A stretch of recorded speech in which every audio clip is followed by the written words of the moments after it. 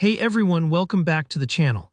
Today I'm going to walk you through exactly how to use the RSI or Relative Strength Index indicator in TradingView. By the end of this tutorial, you'll understand not just how to add the RSI to your chart, but also how to use it for spotting overbought and oversold conditions, and even how to identify possible trend reversals using RSI divergence. If you want to get more confident making decisions in the market, stay tuned because this is a powerful tool you'll reach for again and again. Let's dive right in and get set up. Once you're in TradingView and you have your price chart open, the first thing you want to do is head to the top of your screen and click on that little indicators button. Usually it looks like a bar chart with a magnifying glass. In the search bar that pops up, type in RSI. You'll see a list appear, and what you're looking for is the one called Relative Strength Index.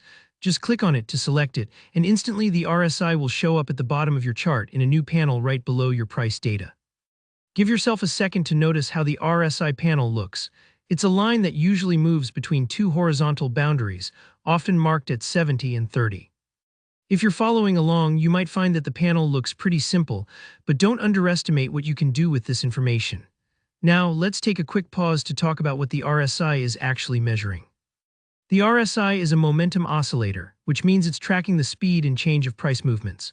More simply, it helps you see if a stock, crypto, or any asset you're looking at is being overbought or oversold relative to recent prices. It does this by generating a number between 0 and 100. Think of the RSI like a temperature gauge for the market. If it's running too hot or too cold, it might signal a shift is coming. Okay, so why do those boundaries matter? Well, when the RSI moves above 70, that's generally considered overbought. This suggests the asset might have risen too quickly and could be due for a pullback, a bit like someone running a marathon and sprinting at full speed for too long. Sooner or later, they'll need a breather. On the other end, when RSI drops below 30, we call that oversold.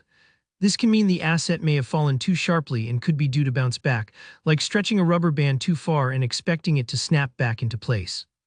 But a quick word of caution, it's important not to treat these signals as guarantees. Sometimes prices can stay in the overbought or oversold zones for quite a while, especially in strong trends. Instead, use them as early warning signals and combine them with other analysis for best results. Now, let's talk about something really powerful, RSI divergence. Divergence happens when the price is making new highs or lows, but the RSI isn't following suit.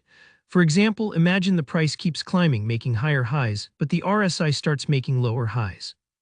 That's called bearish divergence, and it can be a subtle hint that buying pressure is actually running out of steam, even if prices keep rising for the moment. The opposite can happen too, a bullish divergence, where the price is making lower lows but the RSI begins making higher lows. That can be a clue the selling pressure is weakening, and a reversal to the upside may be on the horizon. It's a bit like noticing your car's engine is getting quieter even though you're pressing the gas pedal harder. The underlying strength just isn't there. This is why spotting divergence can give you an edge and help you avoid false signals or jump on opportunities early. And that's it. You've now got a solid handle on how to find, use, and read the RSI indicator right inside TradingView. Take your time to practice.